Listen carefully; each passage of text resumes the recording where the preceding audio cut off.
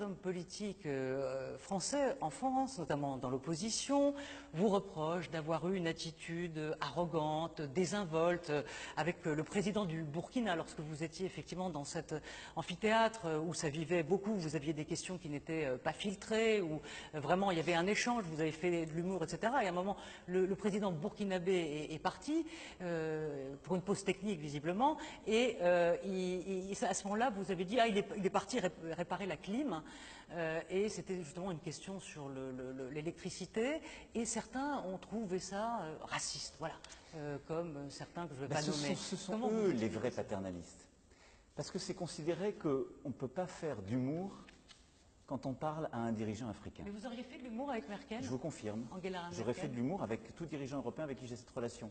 Nous n'avons pas ce type de relation avec Angela Merkel. Je l'ai par exemple avec Jean-Claude Juncker, je l'ai avec le Premier ministre luxembourgeois, ça dépend de la relation personnelle. Il se trouve qu'avec Roch Kaboré, nous nous entendons bien, et donc nous plaisantons, et d'ailleurs il ne vous aura pas échappé que ça l'a fait rire.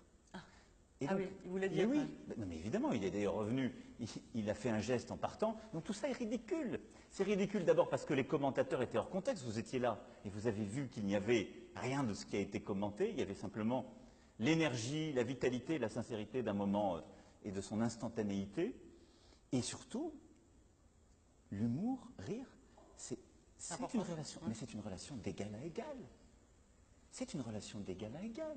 C'est de dire qu'on peut plaisanter de soi et de l'autre. Parce que, vous voyez bien, il y aurait des sujets interdits quand on vient en Afrique. Il y aurait des vérités qu'on ne peut pas se dire. Ça fait partie de ces blocages.